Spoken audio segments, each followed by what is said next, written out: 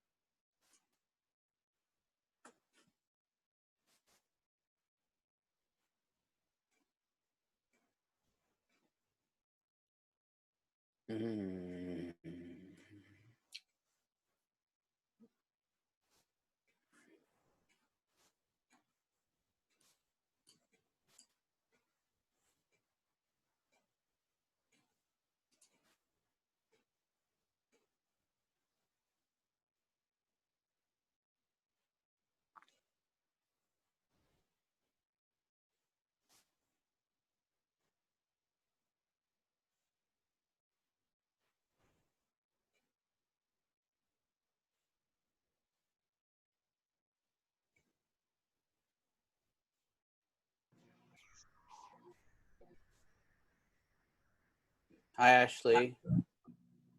Hi, John. But I'm not sure that's John. Good morning. Hi, Professor. All right. The name's not familiar, John. Is that you logged into somebody else?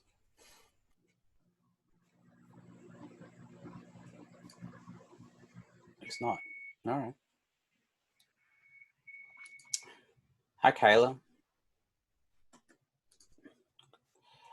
All right. So what I'm going to do is, well, actually, no, it's not quite 10 o'clock yet. So I'll calm down a little bit and we'll wait 30 seconds or so. And I'll start going through module 11 assignment.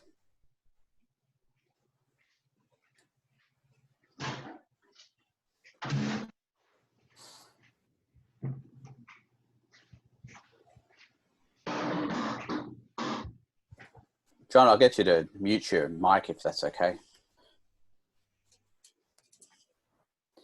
All right, let's get started. It's 10 o'clock.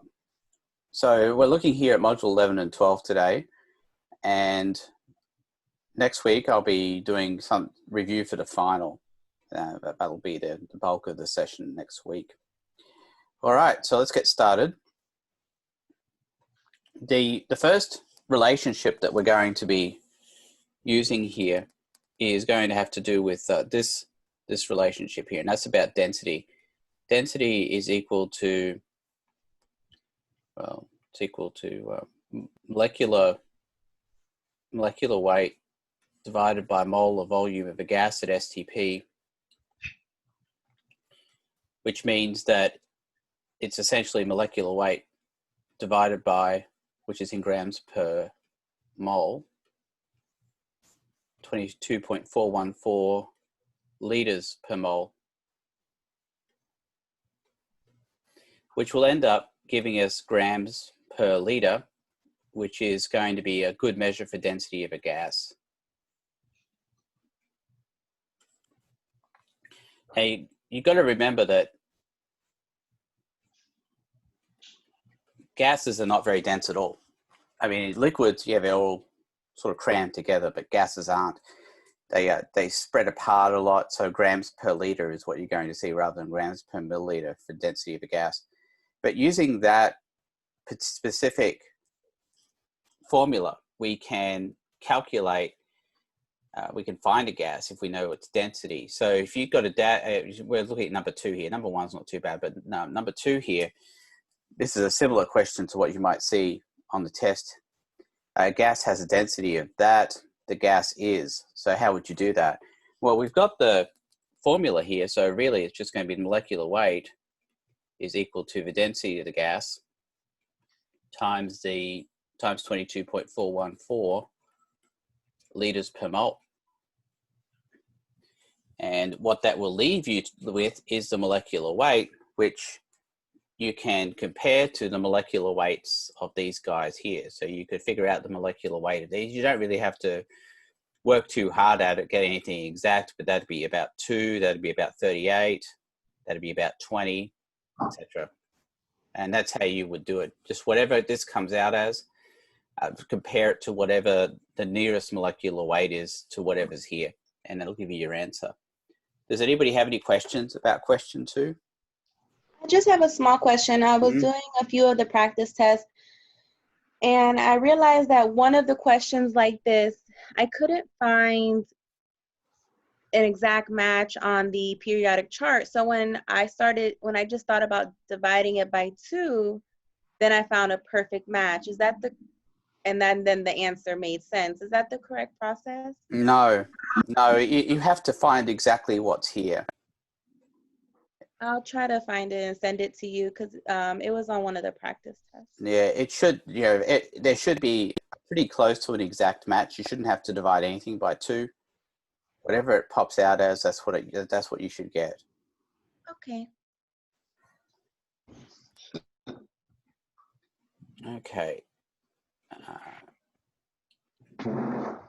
Now, with question 3, it's fairly simple. It goes along this theory here that if you've got a gas, which I'm going to represent as circles here, and then we've got water down here, then there's going to be a certain amount of gas and a certain amount of water in the form of gas sitting above the water, which means the total pressure here is going to be both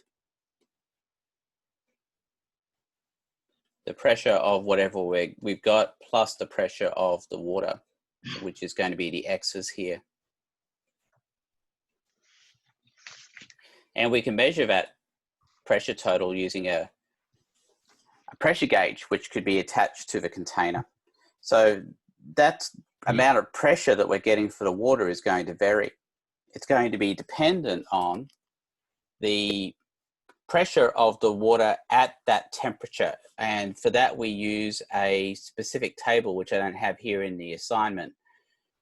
Let me see if I can, I'll have to open another instance of this so I can show you the table I'm talking about. I'm sure most of you have seen this table at least at some point, somewhere, somehow. Let's have a look.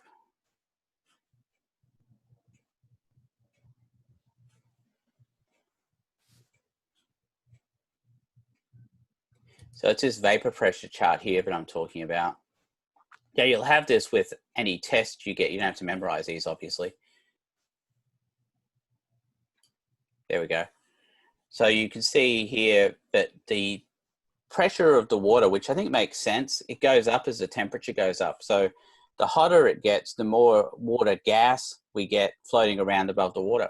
And you can see this gives you an idea of that. So when you've got this problem here, when you're told it's 27.0 degrees Celsius, then we can see that we can get whatever this pressure is, this pressure of this gas, would be the total pressure minus the pressure of the water. And that'll give us the value of the pressure of the gas here. Does anybody have any questions about that? Okay. Let's focus on these kinds of questions here. Now, this kind of question is going to be of issue later, especially when you've got a gas that's been collected over water. For gases that aren't collected over water, we don't worry about doing this whole subtraction thing, but we will need to do this a bit later. You'll see this in some of the other problems. Okay, so let's go take a look.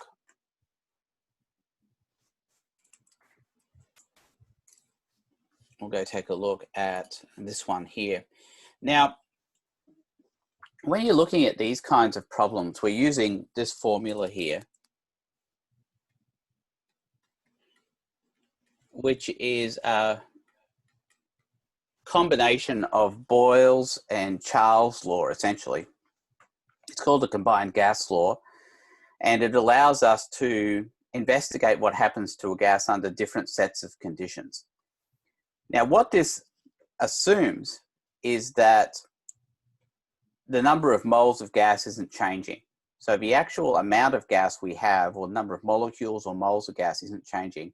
But if we mess with the pressure, the volume, or the temperature, then we're going to create changes in the system. And that's the whole point here. Now, the idea with this is that you've got to be really careful about the wording of the problem and realize what bits of information go together. So that's why I always like to set it up the way I've got it set up in the actual problem, and that is P1, V1, T1, P2, V2, and T2. And you'll notice here that I've got the answer here has been defined here on this side. There's, in reality, it could have been space 2, this one over here. That's where the answer could have been. But because I've put the answer over here, it kind of defines how we're going to set up the problem. Now it says here, we're determining the volume of a gas at STP. Now it's what, the key word in here, I know it's just a very small word, is actually at. This little word here, this actually is the word that's most important in this entire problem. So we're looking for the volume of the gas at STP. So this is the volume of the gas. That's what we're looking for, the answer. And we're looking for it at STP. What's STP? Well, STP is defined. It's standard temperature and pressure, and it's 1 atmosphere and 0 degrees Celsius, or 273 K. So that means that the pressure here is going to be 1 atmosphere and the temperature here is going to be 273 K, or 0 degrees Celsius. But we'll to get that sorted out in a second. These temperatures are always going to be in Kelvin, by the way. The reason for that is if you were to have Celsius here, that could be 0. There's no way you can divide by 0. So we know it has to be in Kelvin. The other issue we're facing here is that we don't have atmospheres over here. In the problem, we've got 770 millimeters of mercury. That's not going to match with what we've got over here. So we do have to convert this into millimeters of mercury, and that's going to be 760 millimeters of mercury. All right, so that's how we're setting this up at first. But you can see the key here is, look at this. We're looking for the volume, determine the volume of the gas at STP. This is how we know that the STP goes on this side. Now the rest of it, it says is collected over water. 450 mils is collected over water at 27.0 degrees Celsius and 770 millimeters of mercury. So we know we've got 450 milliliters. That dot's important, by the way, don't forget that. And the temperature here is 27.0 degrees Celsius, which is going to be 300 K. The pressure, though, since it says collected, and the key word here is over water, what that means is that we're going to have to do that subtraction thing we did in the previous question, which means I take the 770 millimeters of mercury and I subtract whatever that pressure was. And I think if I can actually grab this from the previous problem, 26.7 millimeters of mercury.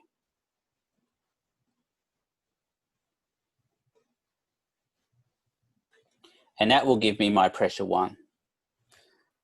Now, the only reason I'm doing this is because it says collected over water. That's the key word. And if that wasn't there, if those 3 words weren't there, or if these 2 words here, the over water, wasn't there, then we wouldn't even bother with this subtraction part. And that would give us, that'll end up giving us our answer. Now, to figure out the actual answer itself, we have to do a little bit of algebra. We're looking for V2, so we know that we can shift this up here, we can shift this down here, and V2 is going to equal P1 V1 T2 over T1 P2. From there, it's just plug and chug, and we end up getting our answer from there. Does anybody have any questions about question 4 here?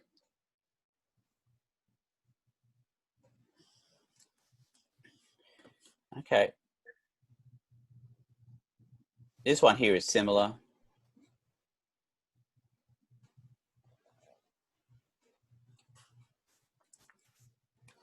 Now, this one, you'll notice that there's no mention of anything being collected over water, so I don't have to do anything there with subtracting anything. But I do have to set this up the same way as I set it up before.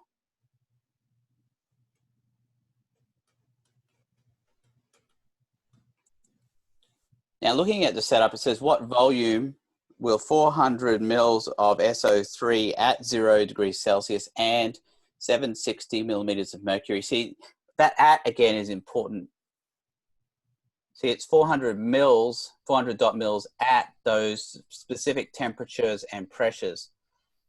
And it says occupy at 110 degrees when the pressure remains constant. But you see, the fact it says 400 dot mils at 0 degrees Celsius and 760 millimeters of mercury tells us all those bits of information are together. So we already have that volume and we're looking for what it's at. It's at 760 millimeters of mercury. And 0 degrees Celsius, which is 273 K. And we're looking for volume 2. And we're told the pressure remains constant. What does the pressure remain constant mean? It means it's the same pressure as what we've got over here. The temperature, the new temperature is 110 degrees, which is going to be 383 Kelvin. And then, you know, we solved the problem from there. But I think the hardest part there is getting that first bit of understanding, well, what's P1, V1, and T1? And you get that from the wording in the problem. The thing is that I know why students don't like these problems. They're word problems. You have to really get down into it and figure out, well, what's happening here. The verbiage is really important. Anybody got any questions?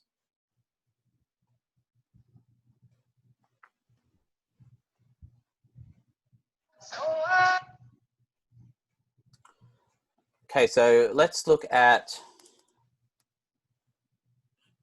this next one. Let's look at this next one.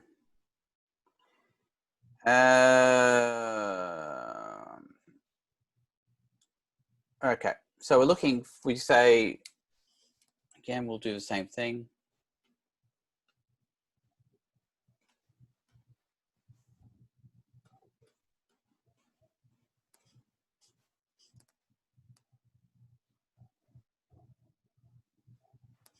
So here we're looking for a volume, looking for volume 2 again. It says what volume will 5.25 liters of CO at minus 30.0 degrees and 750 millimeters of mercury. All this stuff's together. So this is going to be P1, V1, and T1 again. Now notice that there's no subtraction here because there's no collecting over water. And the temperature here is minus 30, which is going to be 243 K. The pressure here is going to be 350 dot millimeters of mercury. And it says constant temperature. So that means that, again, it's going to be 243 K over here. And then we figure it out from there. So once you get to that point, it becomes a lot easier once you've got all your data set up. Anybody have any questions? No, I like that you said that everything in that first part is together. That helps. Thank you. Okay. All right, let's take a look at this one. I do like this one. It combines a lot of different things together.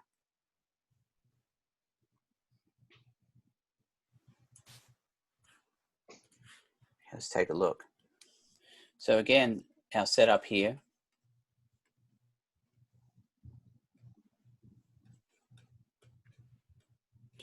And we're looking for T2 in this case. So I'll put a question mark here. And it says a volume of 200 milliliters of oxygen is collected over water at 15 degrees Celsius and 700 millimeters of mercury. All that information there is together. Again, the key word, this little at here tells the story. And so we've got 200 mils. We've got a temperature here of 15 degrees Celsius, which is going to be 288 K. And then we've got the pressure, but look at what it says here. It says collected over water, So we've got 700 millimeters of mercury. and 15 degrees Celsius. So we've got 700 millimeters of mercury here, and we're going to have to subtract whatever the pressure is at 15 degrees Celsius, which happens to be 12.8 millimeters of mercury.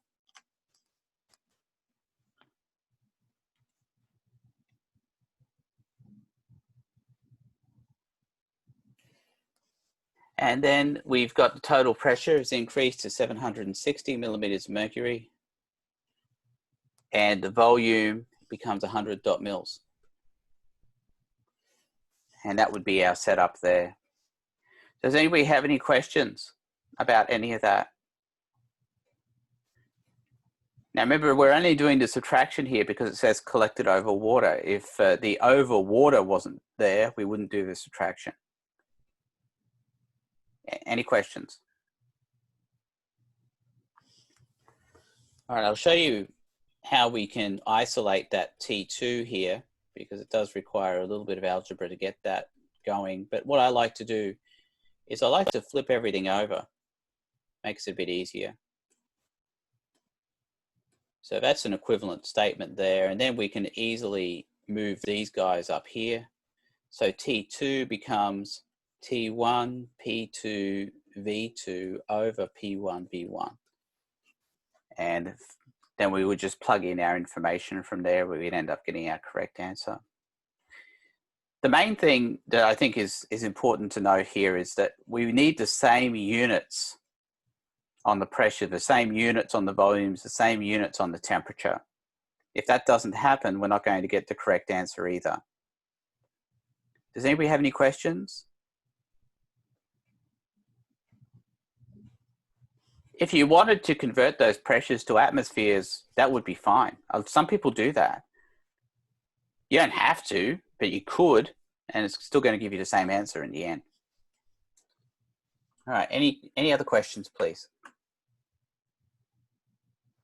In this particular problem, so you're flipping this to T1, P2, V2?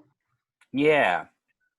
Well, I mean, what I did was I took the entire thing and I flipped it over, actually, this entire thing. So that I could get the T2 on top here. Do you see that? I do, and this is the first one I'm seeing like that. Usually I don't see it like that. Okay. No, it's just a way to isolate that T2 because it is on the bottom and it's a little bit harder to get at. Okay? Okay, thank you.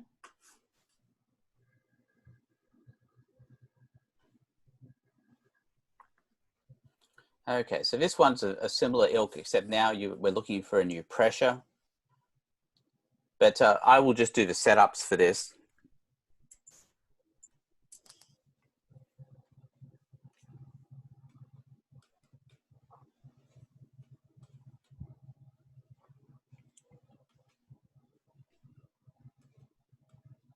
It makes it so much easier if you do it this way.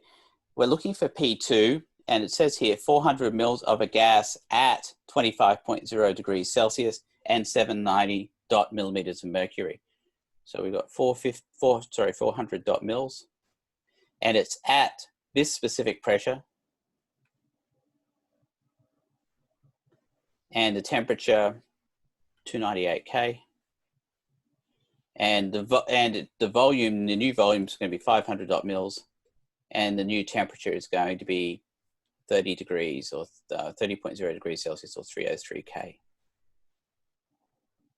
And then we can do the same thing to isolate P2. Anybody got any questions? Again, look at what's together. That's really the key. If you do that, you really shouldn't have too many problems, I don't think. Any questions?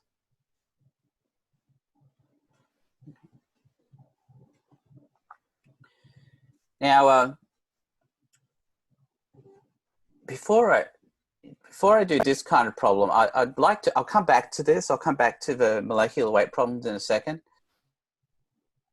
What I'd like to do is focus on these other kinds of problems here that involve this kind of thing. So you might be wondering, these other problems here that involve this formula, PV equals nRT. And you can easily distinguish these kinds of problems from the other ones because you'll notice that we are dealing with moles or grams. There's always moles or grams in problem. And you'll also notice that there's only one set of conditions. Whereas in the previous one, we had 2 volumes or 2 temperatures or 2 pressures. We don't have that here. So we are dealing with this specific formula. And there is a bit of there's a technique I like to use to handle these kinds of problems. That is to sort of just write out what PV, N, and R and T are. In this case, we're looking for moles, which is N. The R, though, I always like to work around that. And more importantly, I like to work around the units. So we're always going to have this R value here of 0.08206 liters atmospheres per mole per Kelvin. And the units there are super important. So you'll notice, I think it should be here somewhere. There he is. There's your R value right down there as well. Now, in this case, we're looking for the N, but what we've given here is a pressure. The pressure is in atmospheres, which is good.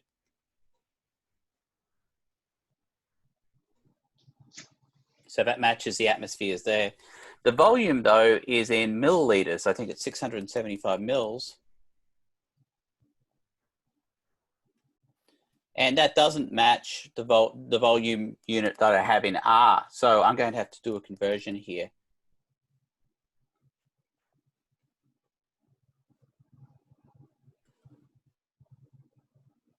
And now that matches. And the temperature here is in Kelvin. Yes, it is 313K. So that's okay. And you can see that now all we would be left with once everything cancels is moles, which is what we want. So I cannot emphasize enough the importance of making sure that the units of everything you have in these kinds of problems is a match for the units that we have for R. And as long as you do that, you know, everything's hunky-dory. Now to finish off this problem, and I will do it just for this one, we can rearrange it. We'll have PV over RT. And then once we plug all that information in, that's how we'll be left with our N value or our moles. All right, does anybody have any questions?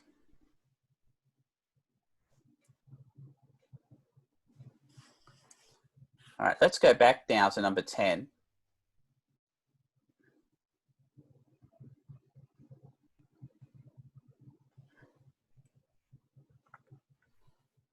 So for this one, I like to use, rather than the combined gas law, I'd like to use this PV equals nRT business.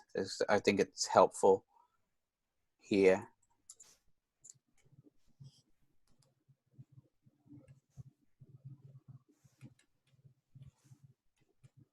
And what we're looking for is a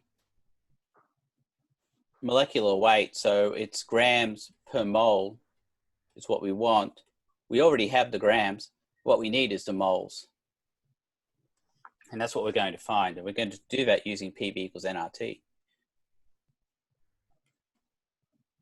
So this is a good example because we have to do a lot of different things to make R work out for us. So always start off with R as being that.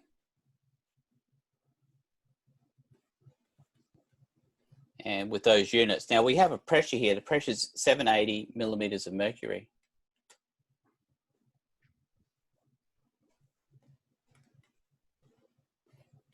And you can see at this point, it doesn't match the unit that we have for R, which is atmospheres. So we're going to have to do a conversion there. It's 1 atmosphere over 760 millimeters of mercury. Oops. And if I do that, then I will be left with atmospheres, which is good. The volume here is 670 mils. That needs to be converted into liters, again, so that the units match. And the temperature here is 100 degrees Celsius, which is going to be 373 K. So now that matches as well. Then we can figure out the moles. Once we get the moles, then that goes in here, and it's going to be grams. The grams is given to us, 4.240 grams divided by whatever we get for the moles from this equation. That'll give us the molecular weight. But again, I cannot emphasize enough the importance of making sure that the units of everything that were given in that problem matches the units of R, so that everything cancels out. Does anybody have any questions? No, this is clear. Thank you. Okay. So I didn't want to spend too much time on the PV equals nRT problems. I feel like we've done enough of that.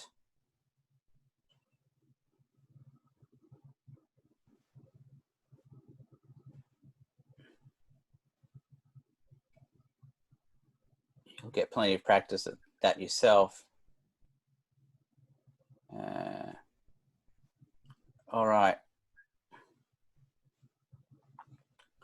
I'll do one of these stoichiometry problems at the end here. This one here. All right.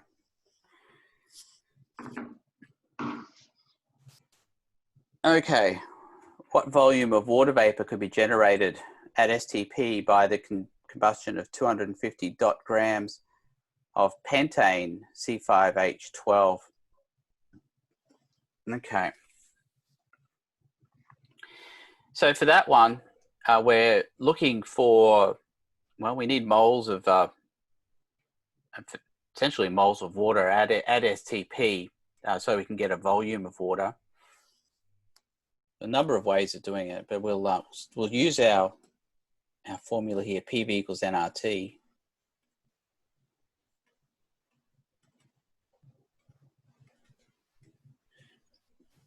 And what we're going to be doing first is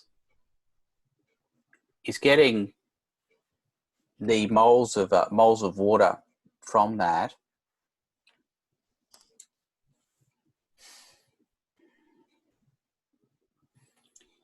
So we've got 250 grams of pentane.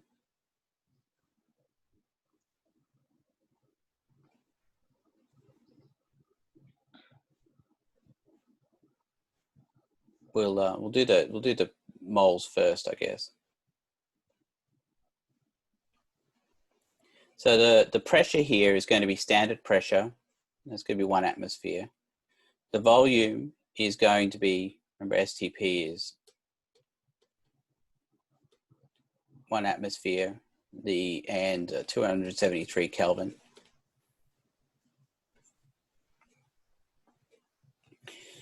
We need we got a volume here. It's going to be, well, that's what we're looking for.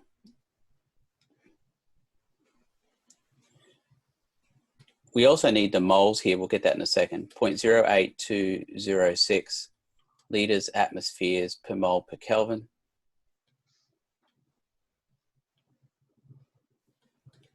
And the temperature here is going to be 273 K. Okay, so those are from what STP is. 1 atmosphere, 273 K. We still need this N here. Now, in order to do that, we've got 250 grams of C5H12. We need to figure out how many moles that is.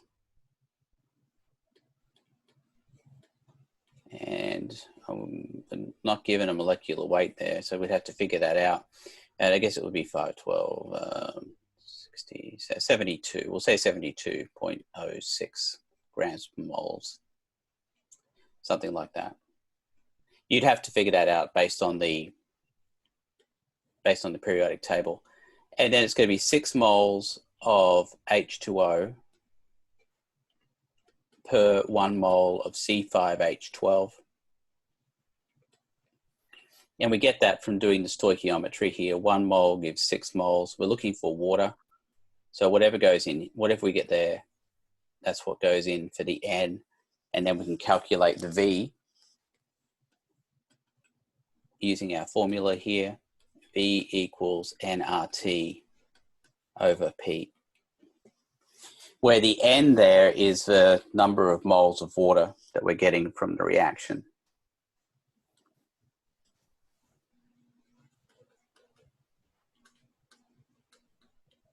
And it's important that it's moles of H2O that we're dealing with here, because that's what we're looking for, is volume of H2O. So these kinds of problems are always going to be a combination of 2 problems. The first is a stoichiometry problem that will allow us to calculate the moles of something based on probably the grams of something else, and then applying that PV equals nRT in order to calculate a volume at the end. It's not always going to be STP either, as you can see here. That one happened to be STP. Let's see, this one here isn't. So you'd have to use the 1.05 atmospheres and the 542 kelvins. Those have to be the temperatures there. All right, does anybody have any questions about any of those stoichiometry problems?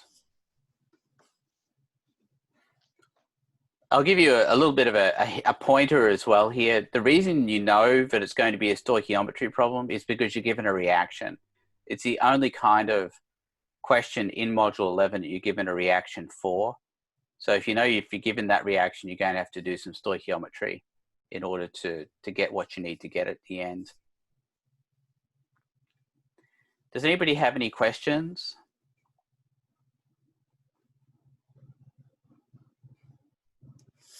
Okay.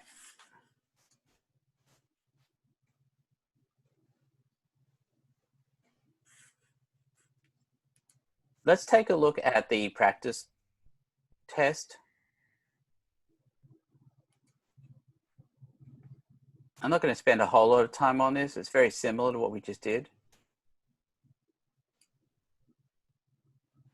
But there is one specific problem I want to show you, make sure you understood how to do, because you might see it on the test. There's a 50-50 shot you will, according to the study guide.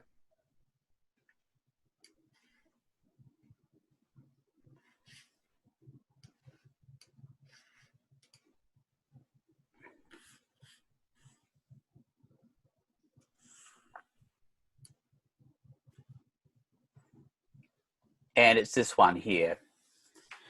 Order the following gases by velocity from highest to lowest. It looks difficult, but it actually isn't that bad a problem.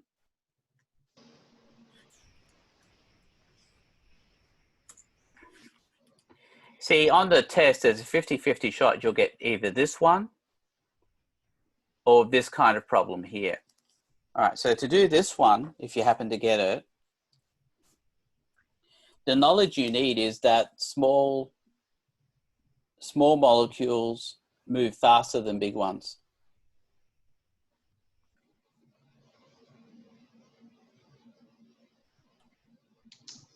That's really the sum of it. The way I put it in the module is I say something about rabbits and elephants. I mean, a rabbit moves a whole lot faster than an elephant does because it's smaller. So just imagine that. So if you've got that kind of way of handling it, what you need to do is just look at the molecular weights of these things. So we've got O2 is 32, He is 4, NO is 30, OF2 is 16 plus 38, that's 54, and Kr I think is 83 or something.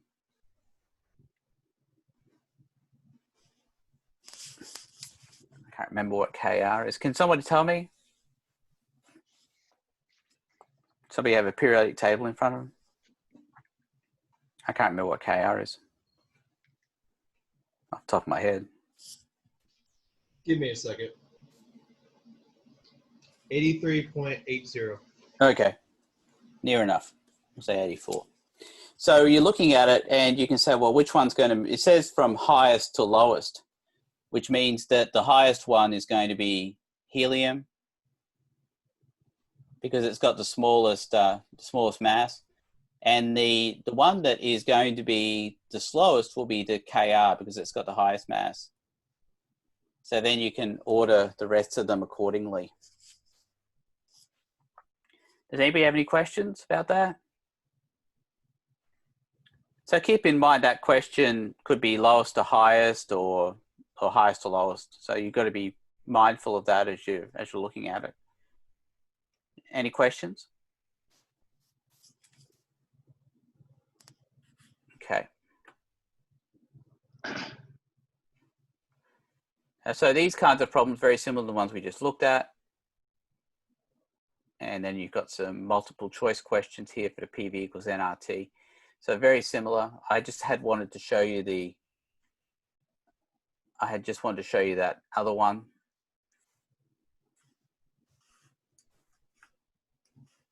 With the velocities on it. Come on.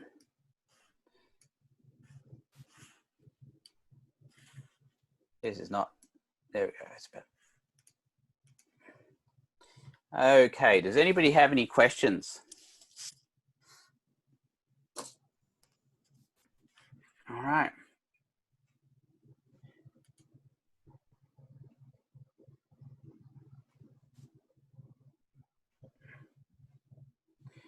Well, let's take a look at, do anybody have any other Module 11 questions before I move on? Because I'm going to move on to Module 12 now. Okay. Yes, sir. Yeah. Oh, okay. So let's look at, I'll take a look at the assignment again, Module 12. Yeah, Module 12 is not that bad. Well, certainly once you get the hang of it, it's not bad.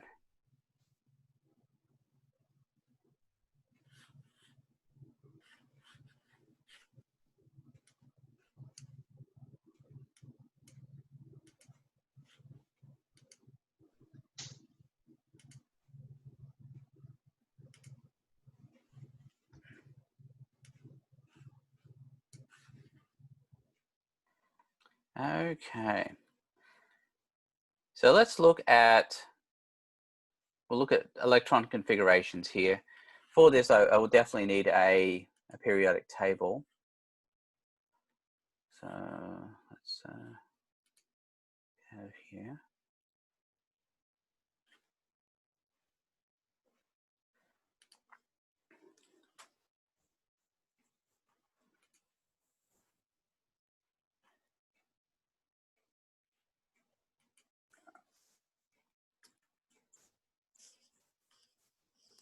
Okay. So let's say for this one, it was phosphorus. We'll start off with something fairly simple. Okay, so by way of introduction, to handle these electron configurations correctly, we just need to know a couple of pieces of information. We need to know where the different blocks are in the periodic table. And you can see here that this would be the S block, these first two columns. You got the P block over here. We've got the D block in the middle, and then we've got the F block down here. The other piece of information we need is that S starts at 1, P starts at 2, D starts at 3, and F starts at 4. And if we've got that, then we don't really have any other problems with it. But let's start off with phosphorus. That's a very simple one to begin with. So the helium here and the hydrogen, they're actually the 1s2 business. So that's the 1. So the S starts at 1, that's 1s2. We move down here. This is still the S block. That's going to be 2s2. The 2 here indicates how many columns we're going over. So that's 2 columns. We move over here. We see the P starts at 2. That's going to be 2P. And if we count the columns, 1, 2, 3, 4, 5, 6. So that's 2P6. We go down here to the next row and it's 3s2. And then we're going across to the P, which is going to be 3p3. 3p3. So it all goes in numerical order once you know where you're starting.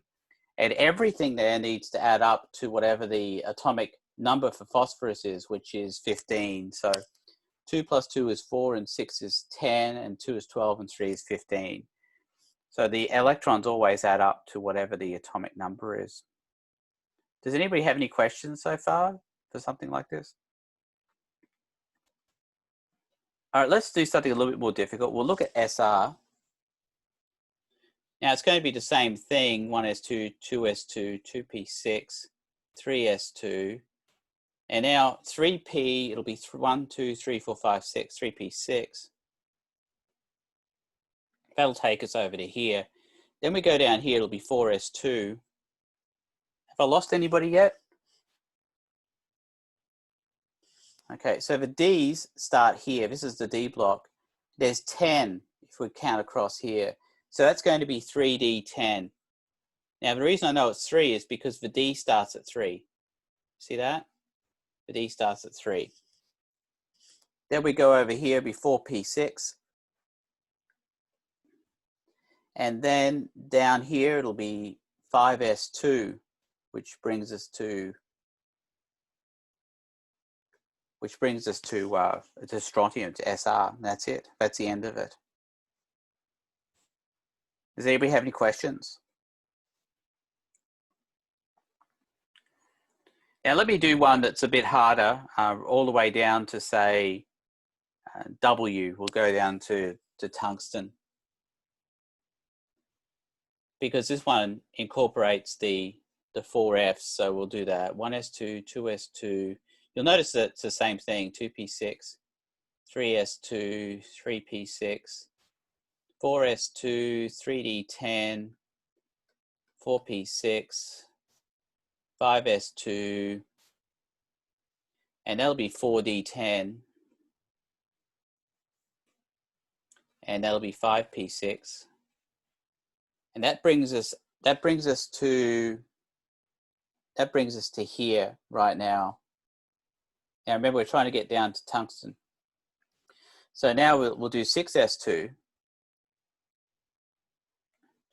But that brings us to here. And you'll notice that what happens is, if you look at the way that the periodic table goes, it goes down to here at LA, and it goes all the way over to YB. So that's where the 4Fs come into play. So it's going to be 4F14. If you count here, it'll be 14.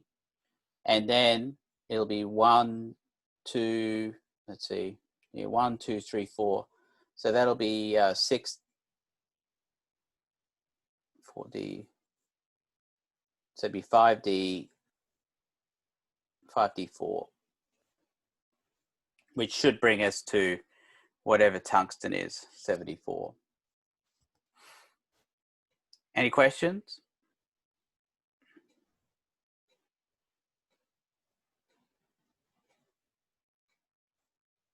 Okay.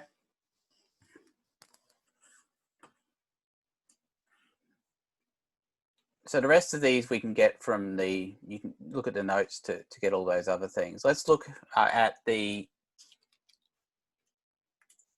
Lewis dot structures. I'd like to focus on that for now. So there's a couple of rules that we talk about when we're putting together Lewis dot structures. And the main ones are as follows. This is really all you have to be aware of. We must use exact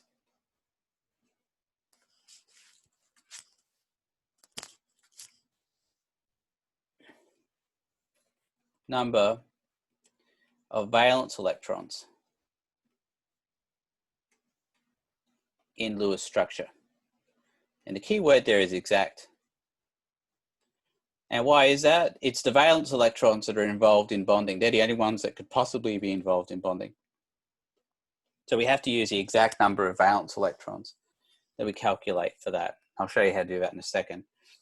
The other thing is that H wants 2 electrons. So it could be like helium.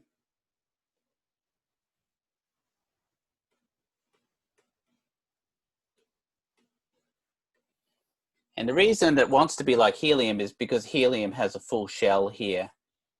And we can say there that in general, everything else wants 8.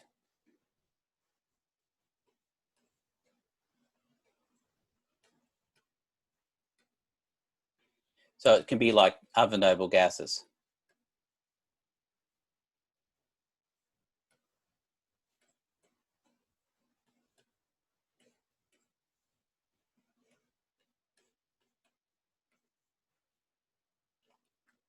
You know, the ones that have full electron shells, that's everything down here in this column.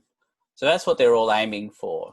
And if with that knowledge, we can put together pretty much any Lewis structure that you'll be hit with here. So for something like CH4, it's pretty easy. That one's kind of trivial, really. The number of valence electrons is going to be, it's going to be 4 for the carbon plus 4 times 1, which is 8. Now the valence electrons are based on, well, you can't really get it off this periodic table, but you can see it on some others here. That's column 1, that's column 2, that's 3, 4, 5, 6, 7, 8. And what I'm talking about is the one that has the Roman numerals on it. So 1, 2, 3, 4, 5, 6, 7, 8. And from there, you'll be able to get the valence electrons of anything. So for this one, it was CH4. C is in column 4. And then hydrogen's in column 1. So that's how we know. That means we've got 8 electrons to play with. So what we would do is put our hydrogens around the C. There's 4 of them. And then we can use these lines here, which represent 2 electrons. And that would be 2 times 4 is 8. So that would be the complete structure for that. So that's fairly easy. The other ones, there are many others that get a bit harder than that. So I'm going to do some of those.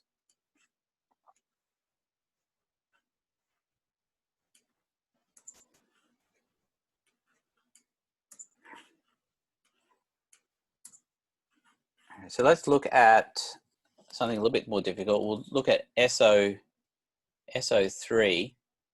The valence electrons for that are going to be 6 plus 3 times 6, which is 24. So both sulfur and oxygen are in this group 6 here. That's how I know that.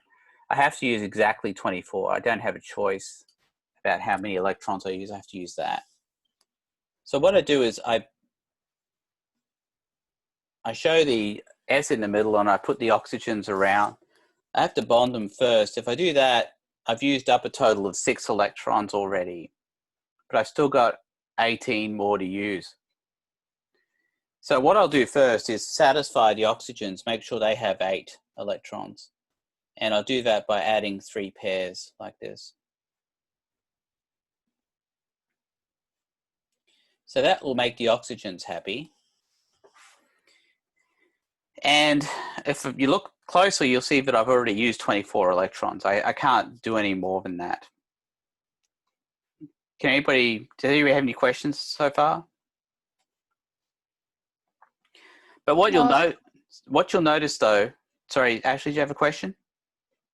Oh, I was just saying, no, this is pretty clear. Okay. But the problem here is that we've used up all 24 electrons, but the sulfur's not happy. Sulfur's only got 6.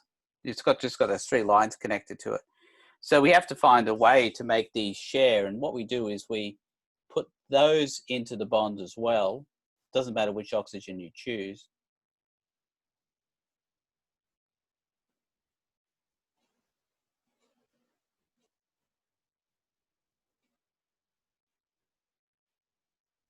And now we've got what's called a double bond. Double bond is really just another sharing of 2 electrons. So it still uses everything that we have here. And now the sulfur's happy because it's got 8. So that's the most common question I have from students is, well, how do you know when to put a double bond in?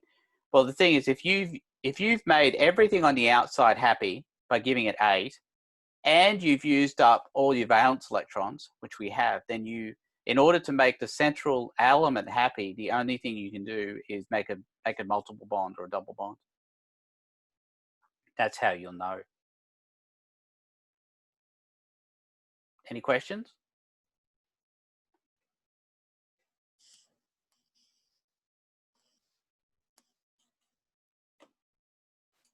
Okay.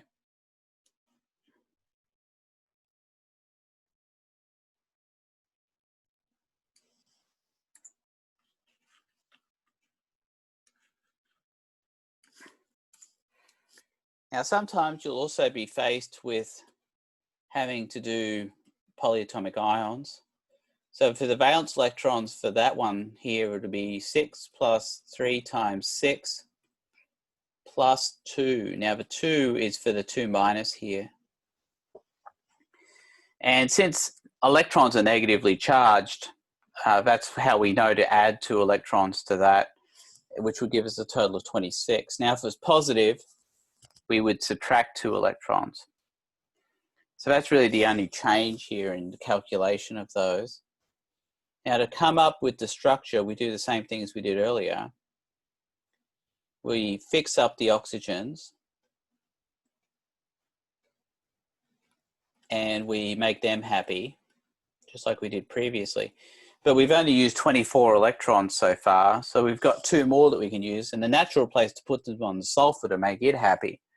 So now we've used all 26. Now, for this one, since the sulfur's happy, I don't have to make any multiple bonds. The only thing I have to do now is just put a square bracket around it, put a 2 minus on the outside, and that's done. So that's a bit different because now we've got the 2 extra electrons there, which means that we didn't have to do the double bond. Does anybody have any questions? I want to show you something here. I think it's really cool. Actually, I'll do it back over here.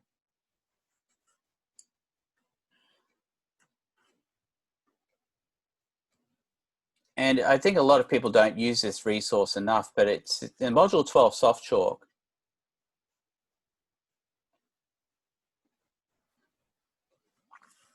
I think it's started on page 6 here.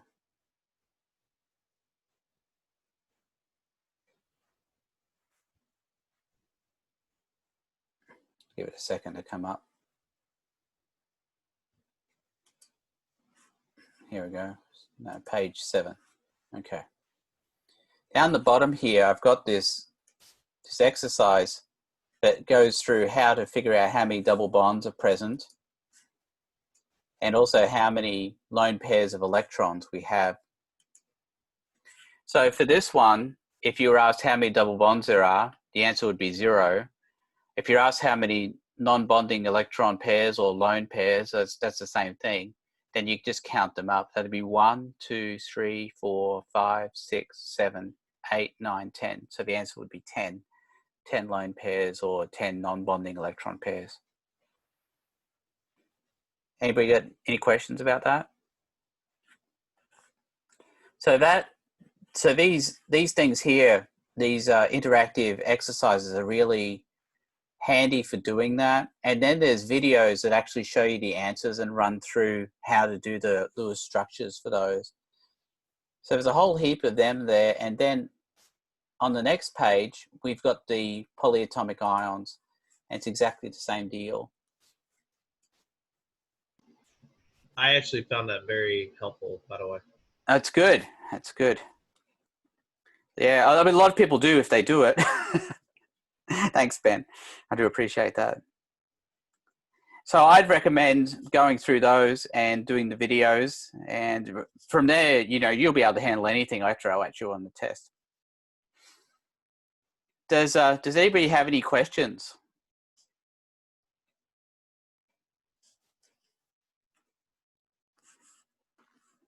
All right, let's look at test 4 and we'll see what kinds of questions you're going to see there that relate to modules 11 and 12. You'll see we've been through pretty much all of them. Where are we? Module 4. Test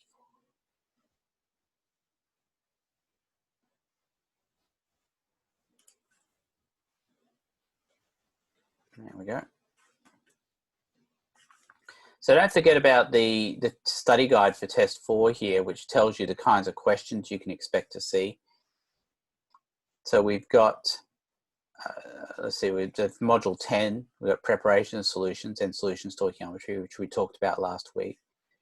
We've got the element or compound from gas density or the ordering of gases based on velocity. We looked at both of those problems today.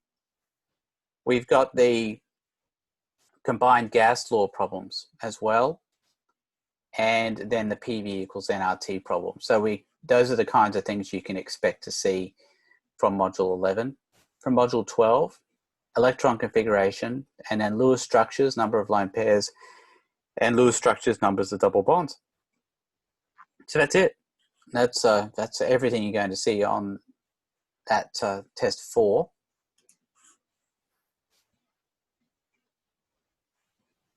And there's your practice test, which obviously is going to be very similar to what you'll see on the real deal.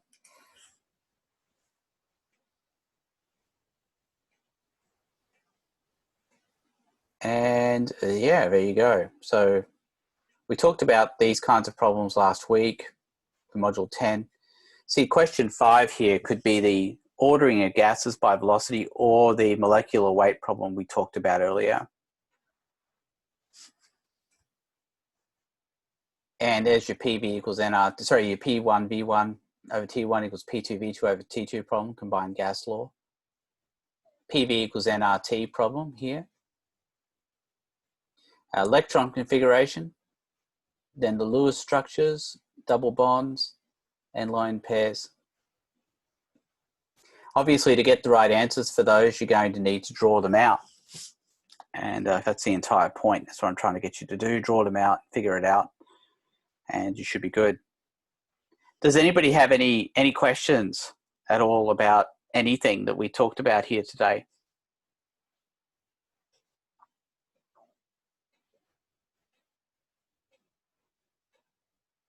You're all good? I have a question, but it's not related to this. Oh, okay. All right. Well, if nobody else has any questions, I'll stop the sharing here. And Ben, this is not, you don't want to talk about anything to do with test 4, right? Correct. It's okay. The end of the class. Okay. All right. Anybody got any other questions about test 4? All right. We'll end it here. I'm going to stop recording at this point.